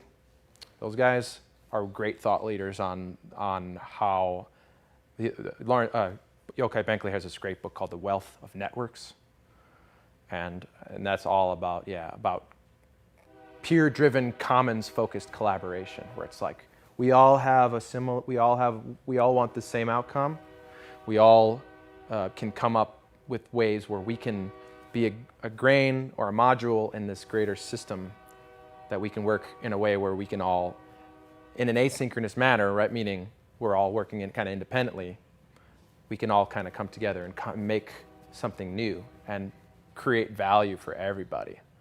And that, and that's how the internet was made. That's how software has taken off with Linux and stuff, has been those paradigm shifts. So they're just moving that and trying to come up and trying to extrapolate that into the greater intellectual property conversation, not just software. So how does that, at the end of the day, they're all, software has licenses too. They have a source code. Music has source code too. That's your recordings, that's your melodies, that's your lyrics, those, So there are some overlap. And then what I understand about the legal industry and stuff, there's a lot of, usually when there's places where there's legal gray area, they look to another area and say okay, well, how does it happen when you split up stems of a song into public? Are those the same publishing as the original song? I asked that to my, the hotshot attorney in Chicago, and he's just like, that's a good question. I don't really know that. It's like, well, shit, man. That seems like a good question, I guess.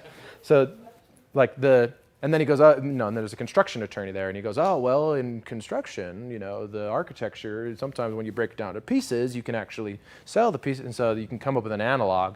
And that's, people are going to be coming up with all that stuff and breaking this down. So yeah, Charles Hoskinson, Yochai Benkler, Lawrence Lessig, Aaron Schwartz is, there's a great documentary called The Internet's Own Boy. He was is a tragic end to his life, but he, was a real hero, an activist. He's great. Yeah, Kevin MacLeod. I'd say those are some good ones.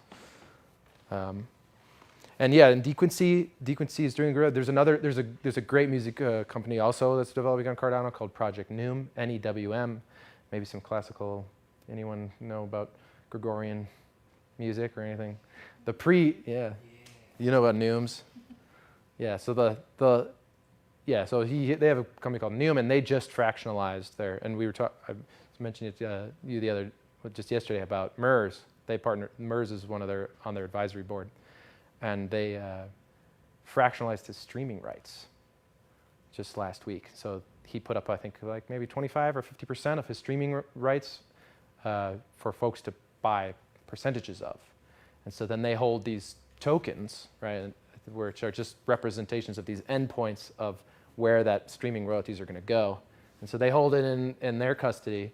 And then when MERS gets his streaming royalties coming in from Spotify or wherever it is, the smart contracts automatically break that apart into however many fractions. I think it's 10 million or 1 million fractions, and then pay out instantly and basically feeless, which is just insane. So when blockchain is the fastest adopted technology in history. It's almost a factor of 10 to 20 times faster adopted than the internet itself. And so we're talking about, with finance alone, let alone create it the music industry, the film industry, the video games.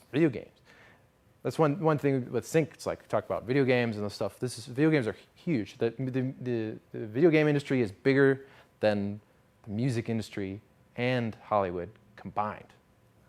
We're talking about huge industry, and everyone's able to make a video game nowadays.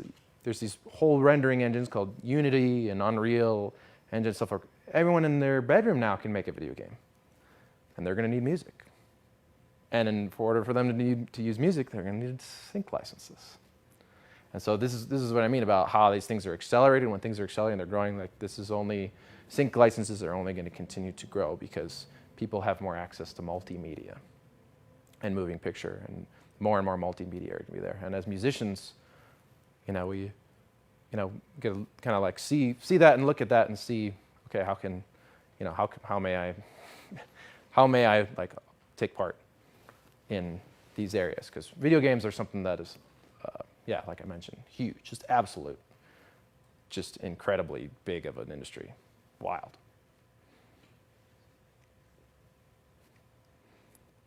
All right. Thank you, Cullah. Yeah, thank you so much, everybody. I hope it was helpful and informative.